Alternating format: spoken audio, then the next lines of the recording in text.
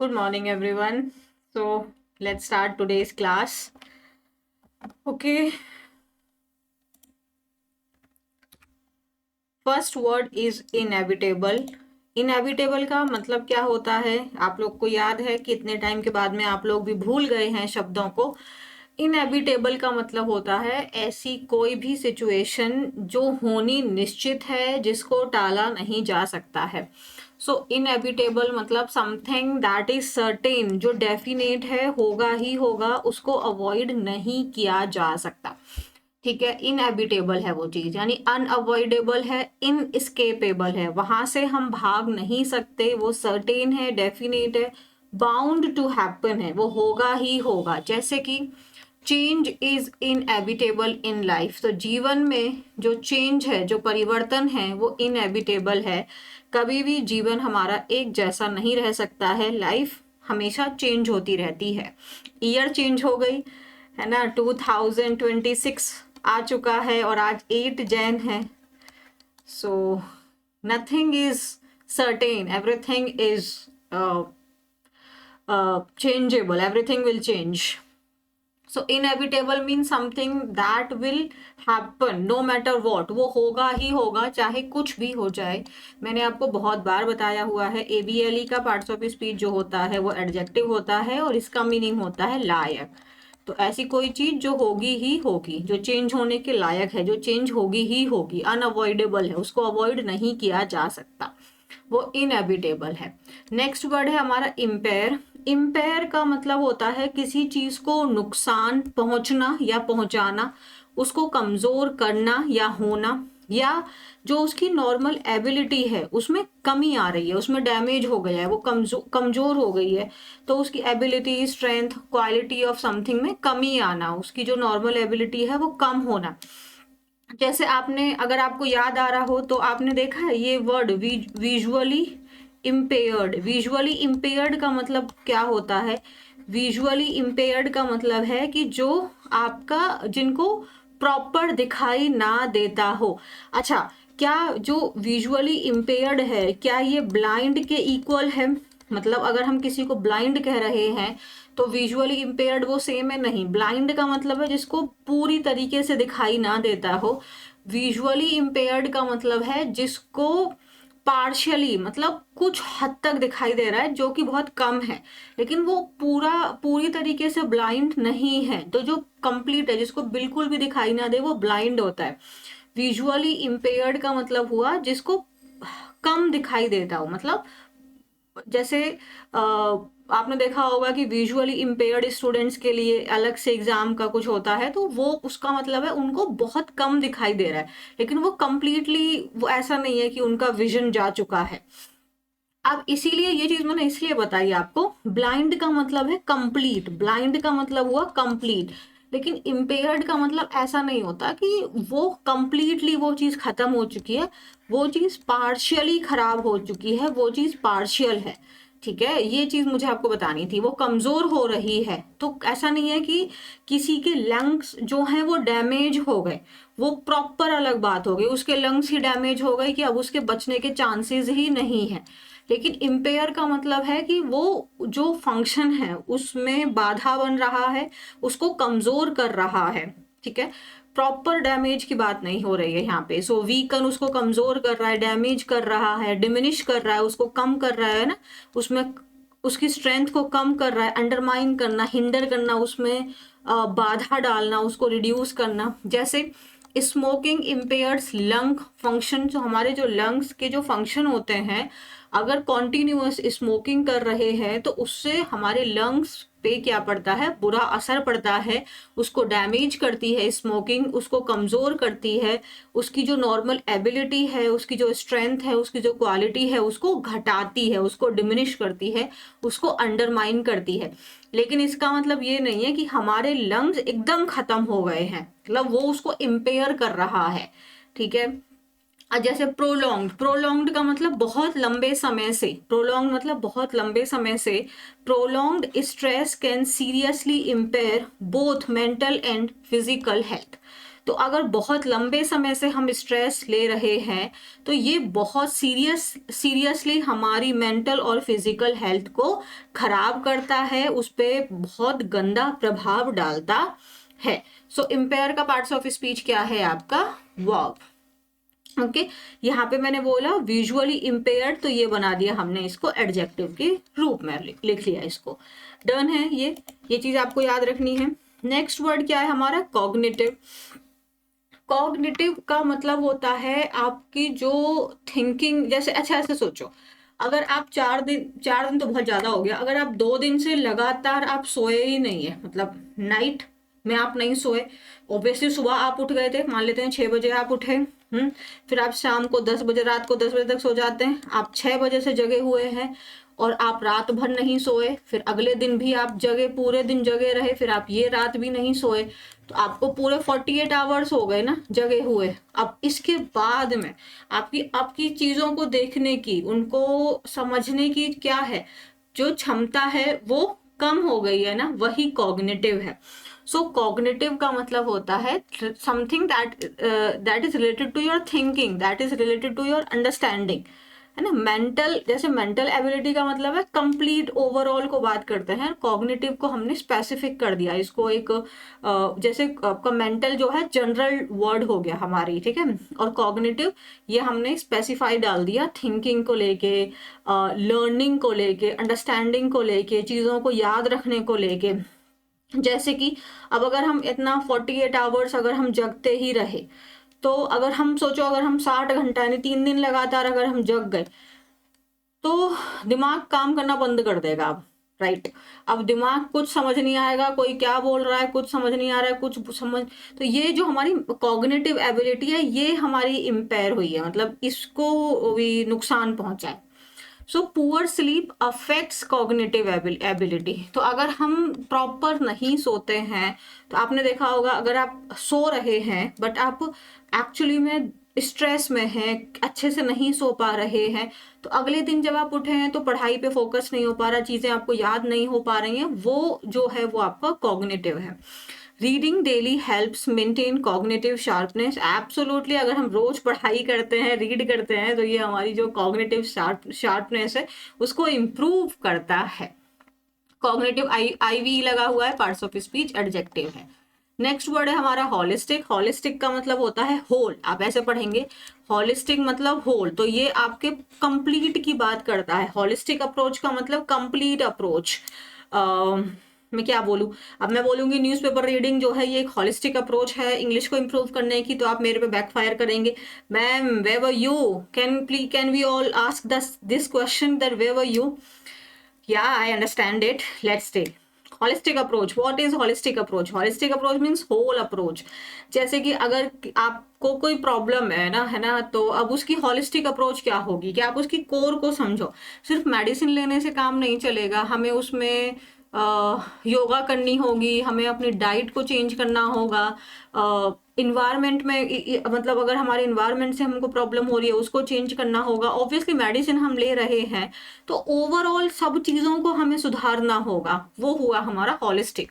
सो एक ऐसी अप्रोच है ना जिसमें हम सारे के सारे पहलू को सुधार रहे हैं, उस पर काम कर रहे हैं और वो चीज़ें आपस में इंटरकनेक्टेड है।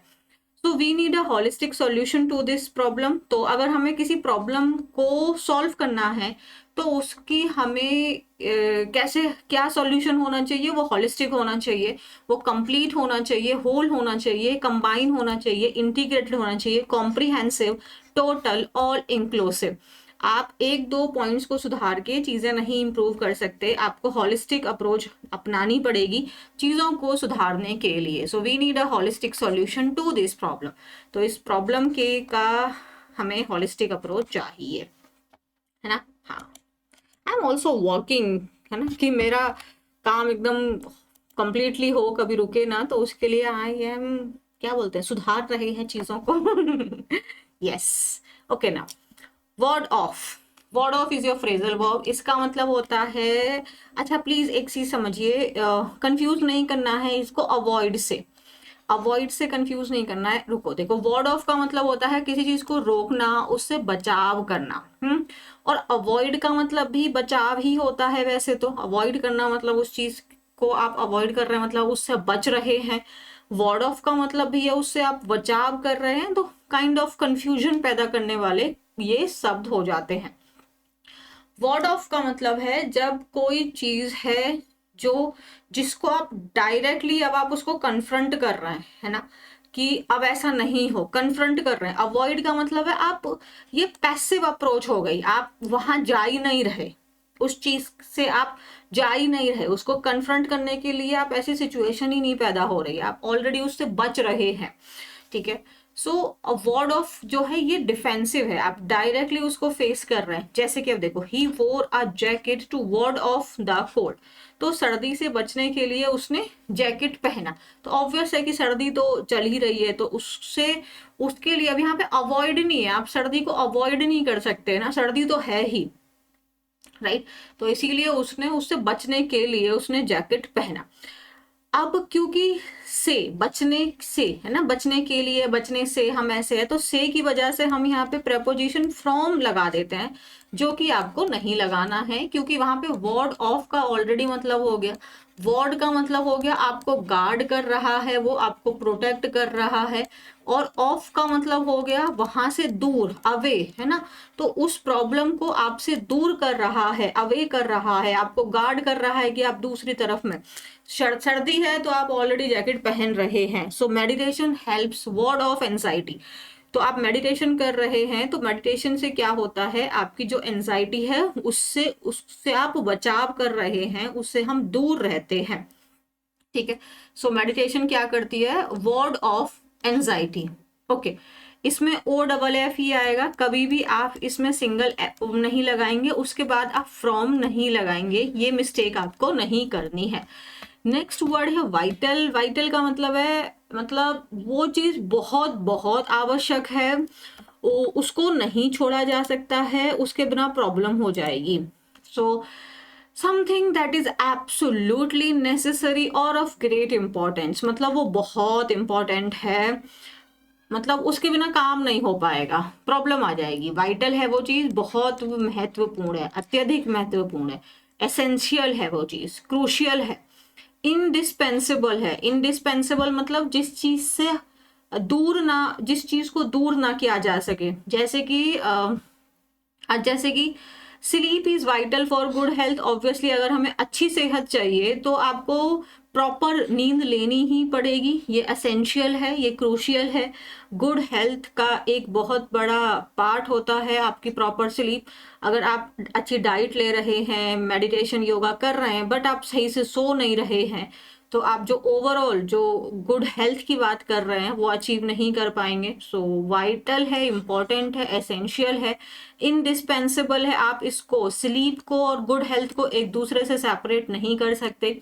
Education plays a vital role in nation building. Absolutely, कि अगर हम सोचें कि हम अपने नेशन को बिल्ड करना चाहते हैं ना, और लेकिन हम एजुकेशन के ऊपर में ध्यान ही ना दें, जैसे कि थोड़ा बहुत आजकल चल भी रहा है, राइट। तो आप, ऐसा हो ही नहीं सकता है, क्योंकि एजुकेशन से सिर्फ हम, हाँ ये भी बात है कि आप जैसे एकेडमिक, अगर हॉलिस्टिक डेवलपमेंट की बात करें, तो अब ये भी है कि आप पढ़ाई कर रहे हैं तो सिर्फ पेपर में पास होने के लिए पढ़ रहे हैं, तो फिर मुझे नहीं समझ में आ रहा। बट अगर उस चीज़ को आप अंडरस्टैंड कर रहे हैं, अपनी पर्सनल लाइफ में लेके आप आ रहे हैं, है ना, चीज़ों को फील कर रहे हैं, तो डेफिनेटली एजुकेशन बहुत बहुत इम्पोर्टेंट है, वाइटल है। मतलब आप एजुकेशन को ऑल्टर नहीं कर सकते किसी और चीज़ के साथ में, क्रूशियल है, क्रिटिकल है, इम्पोर्टेंट है, फंडामेंटल है। ओके जी, डन है, डन है। नेक्स्ट है managing old age. So let's read it out. Old age क्या है, एक नेचुरल और इनएविटेबल फेज है लाइफ का। एब्सोल्युटली, तो ओल्ड एज हर किसी को आएगी ही आएगी, ये नेचुरल प्रोसेस है और इनएविटेबल है, मतलब ये फेज आएगा ही आएगा सबकी लाइफ में। एक्सपीरियंस्ड डिफरेंटली बाय एवरीवन, और हर कोई जो है वो इसको अलग तरीके से ही एक्सपीरियंस करते हैं, राइट। सबका सबका अब बचपन एक जैसा नहीं हो सकता, तो बुढ़ापा एक जैसा कैसे हो सकता है। फॉर सम, कुछ के लिए इट ब्रिंग्स जॉय, कुछ के लिए ये जॉय लेके आता है, रिलैक्सेशन और फुलफिलमेंट लेके आता है, free from work pressure and rich in time with loved ones. मतलब कुछ लोगों के लिए अब जो ओल्ड एज है वो जॉय लेके आया है, रिलैक्सेशन है, फुलफिलमेंट है, अब वो अपने काम से फ्री हैं, कोई प्रेशर नहीं है उनके ऊपर में, और अब उनके पास में खूब सारा टाइम है। रिच इन टाइम मतलब उनके पास खूब सारा टाइम है जिसे वो अपने लव्ड वंस के साथ में स्पेंड कर सकते हैं। लेकिन कुछ के लिए, बाकियों के लिए ये क्या करता है, ये चैलेंज लेके आता है, जैसे कि हेल्थ खराब हो रही है, अकेलापन है, फाइनेंशियल स्ट्रेस है। तो it is experienced differently by everyone. So old age क्या है, कैसा प्रोसेस है, ये एक नेचुरल और इनएविटेबल फेज है, बट इसको हर किसी के द्वारा अलग अलग तरीके से ही महसूस किया जाता है। The quality of life in old age depends on physical, mental, social and financial factors. Absolutely. अच्छा, मैं एक छोटी सी बात शेयर करूं, जैसे अगर हम आज की अपनी इस एज में हैं तो अभी हमको लगता है बुढ़ापा तो बहुत दूर है, बट अगर मैं ये नहीं कह रही कि हम बुढ़ापे को लेके प्लान करना शुरू करें, बट अगर हम अपनी लाइफ को थोड़ा अंडरस्टैंड करने लगे, अपने आप को अंडरस्टैंड करने लगे, तो शायद जो ओल्ड एज वाला टाइम होगा उसमें हम डिफरेंट बिहेव करेंगे। तो क्योंकि हम यंग एज में या वर्किंग जब होते हैं तब हम चीज़ों के अपने बारे में नहीं सोचते, अदर चीज़ों के बारे में बहुत सोचते हैं, फिर अचानक से पूरा टाइम हमको मिल जाता है, वो प्रॉब्लम है। तो ये है। तो आप कहोगे मैम आप अभी क्यों हमें सिखा रहे हो, अरे तो पागलो, अभी सीखोगे तभी तो बुढ़ापे में उसको यूज करोगे ना। तो अपने बारे में जानो, अपने आप को समझो। तो जो क्वालिटी है लाइफ की ओल्ड एज में वो किस चीज़ के ऊपर डिपेंड करती है, ये सारे फैक्टर्स हैं। फिजिकली आप कैसे हैं, मेंटली आपने अपने आप को कैसे हैं, सोशली, फाइनेंशियली, एब्सोल्युटली ये सारे फैक्टर्स बहुत इंपॉर्टेंट है। अगर बीमार हैं तो कुछ नहीं हो पाएगा, खूब सारा पैसा हो तब भी। मेंटली अगर हम ठीक नहीं है तब भी सारी सारी प्रॉब्लम्स हैं। सोशली अगर हम लोगों से कनेक्टेड नहीं है, अपनी फैमिली से कनेक्टेड नहीं है, तो हमें ऑब्वियसली हमें लोनली लेस महसूस होगा, अकेलापन महसूस होगा। अगर फाइनेंशियल प्रॉब्लम्स हैं तो ये तो हर एक एज में ही प्रॉब्लम बन जाती है, और तो बुढ़ापे में और प्रॉब्लम आ जाएगी, है ना। अच्छा, इस सेंटेंस में the quality of life in old age, इसमें सब्जेक्ट कौन है और वर्ब कौन है। देखें, द क्या है, आर्टिकल है, क्वालिटी क्या हो गया, नाउन हो गया, ITY लगाए वैसे भी, ऑफ प्रपोजिशन है, लाइफ जो है वो नाउन हो गया। तो जीवन की जो क्वालिटी है, सो वैसे ऑफ प्रपोजिशन, ऑफ के बाद में आया हुआ शब्द उसका ऑब्जेक्ट होता है, तो ये इसका ऑब्जेक्ट हम मान लेते हैं। In again preposition, old age, age आपका नाउन हो गया, ओल्ड उसको बता रहा है कैसी age, young age, old age, यानी ओल्ड क्या है, एडजेक्टिव है। तो इन के बाद में ओल्ड एज, ये टोटल इसका ऑब्जेक्ट हो गया। बचा कौन, सब्जेक्ट कौन है, क्वालिटी। तो क्वालिटी के हिसाब से वर्ब क्या आ गया आपका, डिपेंड्स, है ना।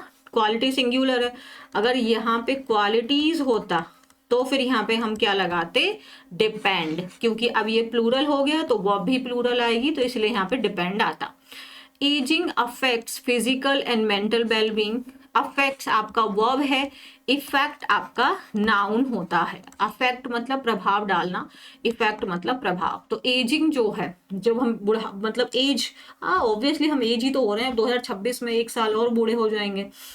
ये हमारे फिजिकल और मेंटल वेलबींग पे असर डालती है। Common health issues include hypertension, heart element, diabetes, arthritis, reduced bone density, increasing the risk of fractures, especially from falls in bathroom, है ना। तो कॉमन हेल्थ इश्यूज हैं जिसमें से आपके ये सारे इश्यूज हैं, हाइपरटेंशन है मतलब बीपी बढ़ जाना, हार्ट में प्रॉब्लम्स है, एलिमेंट का मतलब प्रॉब्लम्स होता है, ये सारी प्रॉब्लम्स यहाँ पे दी हुई है। Cognitive decline due to dementia or Alzheimer, hearing loss and memory issues can impair daily functioning. उसके बाद cognitive decline मतलब चीज़ों को समझने की, चीज़ों को प्रोसेस करने की, याद रखने की जो एबिलिटी है वो भी डिक्लाइन होती है। किसकी वजह से? ड्यू टू मतलब के कारण, ड्यू टू मतलब के कारण, ये रीजन देता है आपका। किसके कारण? डिमेंशिया मतलब भूल जाने की जो आदत होती है, ये भी एक वही वाली बीमारी है। एल्जाइमर, आपका सुनने में प्रॉब्लम आने लगती है लोगों को, मेमोरी इश्यूज होने लगते हैं। ये क्या कर, ये मेमोरी एंड कैन इम्पेयर, ये बाधा बन सकता है जो डेली फंक्शंस होते हैं। ठीक है, इजी है पैसेज, अच्छा है, बट वोकैबुलरी अच्छी है इसके अंदर, है ना। हाँ, तो बस एक सेकंड मेरे को टाइम दो, मैं इसको थोड़ा ऐसे कर दूं। ठीक है, आगे क्या दिया हुआ है? Depression and anxiety often arise from isolation and health concerns. तो डिप्रेशन और एंजाइटी अक्सर, ऑफन मीन्स अक्सर, क्यों होती है आपकी? लोग अकेले होते हैं, आइसोलेटेड होते हैं, हेल्थ ठीक नहीं होती है। ऑफन जो है ये बता रहा है, ऑफन का मतलब अक्सर है वो चीज, जनरली वो चीज होती है। अच्छा, इसका पार्ट्स ऑफ स्पीच क्या है? इसका पार्ट्स ऑफ स्पीच है adjective, sorry adverb, adverb of frequency, मतलब ऑफन, जनरली। ऐसे ही मैंने आपको कल एक शॉर्ट दिया था समटाइम्स एंड समटाइम को लेके, क्या आपने वो देखा? तो समटाइम्स और समटाइम के बीच में कौन सा अंतर है, और इन दोनों में से कौन सा है वो शब्द जो इस कैटेगरी से बिलोंग करता है? दूसरी बात, जो ऑफन है, जो जनरली है, ये आपकी फ्रीक्वेंसी बता रहे हैं, यानी कि काम के होने की हैबिट, वो काम कब कब होता है ना, हाउ ऑफन। इसीलिए इन शब्दों के साथ हम जनरली कौन सा टेंस यूज करते हैं? प्रेजेंट इंडेफिनिट, जो कि यहाँ पे यूज हुआ है। क्योंकि यहाँ पे सब्जेक्ट है हमारा डिप्रेशन और एंजाइटी, एंड से कनेक्ट किया हुआ है, प्लूरल है, इसीलिए हमने यहाँ पे अराइज का इस्तेमाल किया है। Okay, fear of death is a significant emotional challenge. Absolutely, हर पल ऐसा लगा रहता है कि अरे कब चले जाएं हम, तो ये भी एक बहुत बड़ा इमोशनल चैलेंज है। Financial stress is common due to limited income and rising health care cost.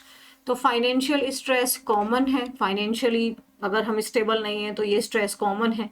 किस चीज़ के कारण? इनकम और लिमिटेड हो जाती है, ओल्ड एज के कारण में हम वो जो एल्डर पीपल हैं वो नहीं अर्न कर पा रहे हैं, तो इनकी जो इनकम है वो और लिमिटेड हो गई है। हेल्थ केयर कॉस्ट इंक्रीज हो रही है। मोबिलिटी मतलब एक जगह से दूसरी जगह जाना, इसकी भी प्रॉब्लम्स आती है, क्योंकि जितने हम यंग होंगे हम आसानी से मूव कर सकते हैं, बट जैसे जैसे एज इंक्रीज हो जाती है और मेंटली हम फिजिकली हम फिट नहीं है, तो मूव करने में भी प्रॉब्लम आएगी। Disabilities can lead to dependence which में फील फ्रस्ट्रेटिंग। ऑब्वियसली अब हमें अपने बच्चों के ऊपर, दूसरों के ऊपर डिपेंडेंस हमारी क्रिएट हो जाएगी, जिसकी वजह से फ्रस्ट्रेशन हो सकती है। जो बहुत तेजी से जो ये टेक्नोलॉजिकल चेंजेस हो रहे हैं, इससे क्या हो रहा है? Make accessing services, making payments and staying inform difficult for many elderly people. Absolutely, तो टेक्नोलॉजिकल चेंजेस बहुत फास्ट हो रहे हैं, बहुत रैपिड हो रहे हैं, तो सर्विसेज को अवेल कर पाना, पेमेंट्स करना, हर चीज़ को लेके इन्फॉर्म्ड रहना, ये भी प्रॉब्लम बन जाती है एल्डरली पीपल के लिए।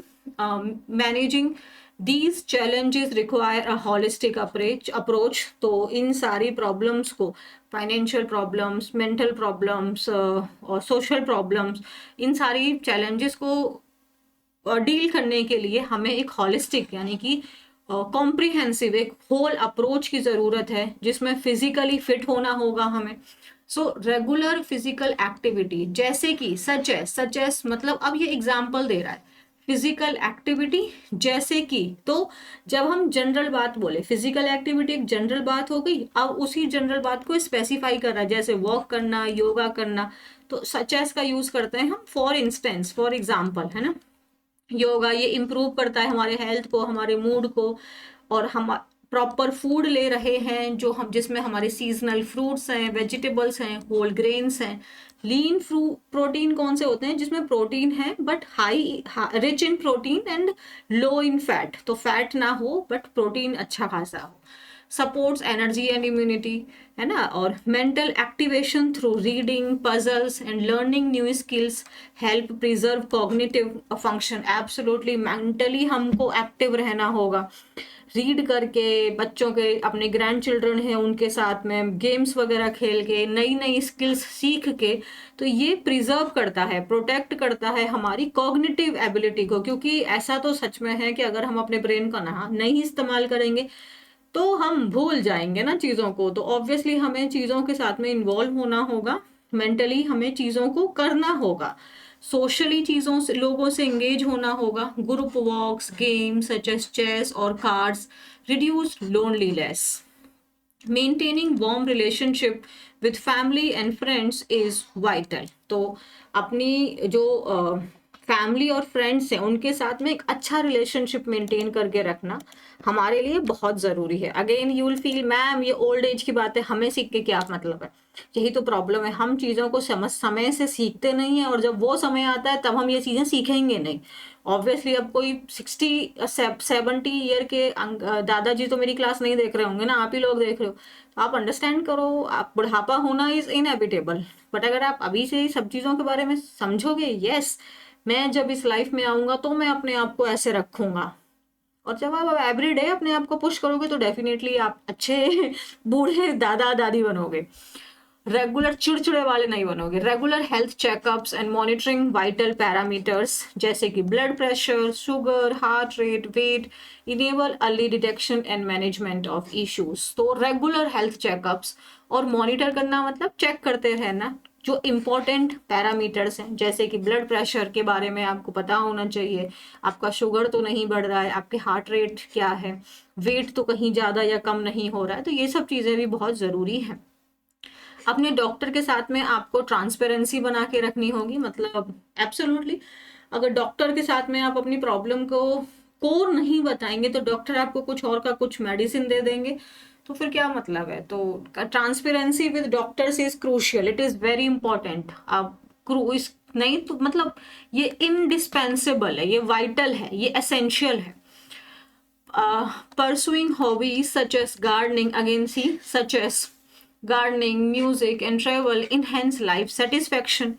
Listening to soothing music or spending time in nature, nature like garden, fresh air, greenery has a calming effect. Okay.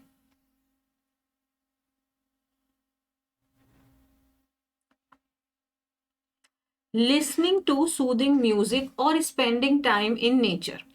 Nature के बारे में अब यहाँ पे बता दिया। नेचर मतलब जैसे कि यहाँ पे इसका क्या होता है, एक बहुत कामिंग इफेक्ट होता है। अफेक्ट अभी जस्ट हमने देखा वर्ब के रूप में, बट यहाँ पे हम क्या देख रहे हैं, इफेक्ट जो है ये नाउन है। तो गलती ये भी हो सकती थी कि यहाँ पे इफेक्ट की बजाय वो यहाँ पे अफेक्ट लिख के दे देते। सही है। अब ना मैं आपको एक होमवर्क देती हूँ। मुझे दो वर्ड दिखाई दे रहे हैं, एक सूदिंग है, एक कामिंग है।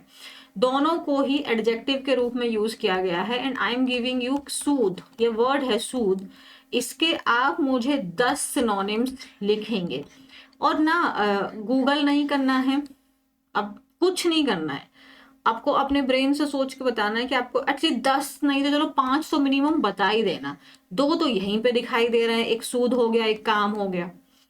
तो गूगल नहीं करना है, और इसके अलावा आपको क्लास में आपने पढ़ा होगा, सीखा होगा, तो मिनिमम आप मुझे 5 बताएंगे मिनिमम, और मैक्सिमम 10 बता देना, ठीक है।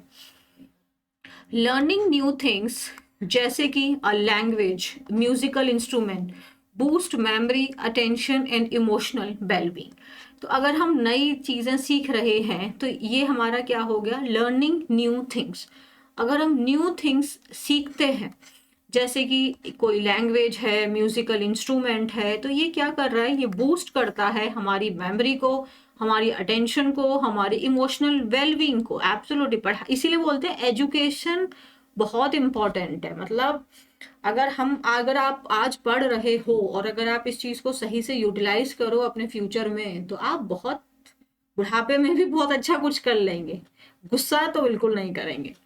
इट प्रोवाइड्स पर्पस, हमें फिर एक पर्पस मिल जाता है जीवन जीने का, तो लाइफ फिर से डिफरेंट तरीके से स्टार्ट होती है। हम कॉन्फिडेंस हमारे अंदर आता है। फोस्टर होना मतलब स्ट्रेंथन, हमारे सोशल कनेक्शंस और स्ट्रेंथन होते हैं और मजबूत होते हैं। हेल्प करता है हमको टू वार्ड ऑफ, मतलब आइसोलेशन से हम दूर रह सकें। स्टडीज ने शो किया है सच एक्टिविटीज में डिले और प्रिवेंट डिमेंशिया, मतलब जैसे कि आप नई लैंग्वेज सीख रहे हैं, म्यूजिकल इंस्ट्रूमेंट, सोशली लोगों से कनेक्ट हो रहे हैं, बुक्स रीड कर रहे हैं, और अपनी हेल्थ का ध्यान रख रहे हैं, तो जो इस तरीके की एक्टिविटीज़ होती हैं ये क्या कर देती हैं, डिले कर सकती हैं। इनके अंदर पोटेंशियल है कि वो प्रिवेंट करें, आपका डिले करें, मतलब कि आपको हो, मतलब मान लो कि 80-90 साल की उम्र में ये प्रॉब्लम्स आ रही हैं कि आप भूल रहे हैं चीज़ों को, नहीं तो फिर प्रिवेंट करेगी, रोकती है। Reading philosophical or spiritual text offer comfort and insight into life's deeper question। Insight मतलब अंडरस्टैंडिंग है ना, उसके बारे में और नॉलेज प्रोवाइड कर दिया। इंसाइट मतलब उसके बारे में और नॉलेज प्रोवाइड करती है। तो अगर आप फिलोसफिकल और स्पिरिचुअल बुक्स पढ़ रहे हैं तो आपको और लाइफ के जो डीपर क्वेश्चंस हैं, जो हमारे मन में हमारे अडल्टहुड में भी थे, हमारे चाइल्डहुड में भी थे, बट हम उस समय इतने व्यस्त थे कि चलो छोड़ो और हम दूसरे काम में लग गए। बट अभी हमारे पास टाइम है जब हम इन चीज़ों को ढूंढ सकते हैं और अपने आंसर्स पा सकते हैं हम। तो इसीलिए हमें अपने लाइफ के इस स्टेज को भी बहुत ब्यूटीफुली जीना है और इन्जॉय करना है। So that's all for today's class. Bye everybody. Take care of yourself and yeah, we are done.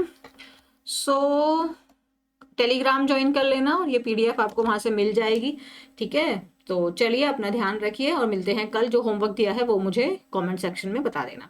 Minimum 5 maximum 10 please answer कर देना। गूगल नहीं करना, नहीं तो तुम 20 भी निकाल लोगे फिर तो। ठीक है, बाय।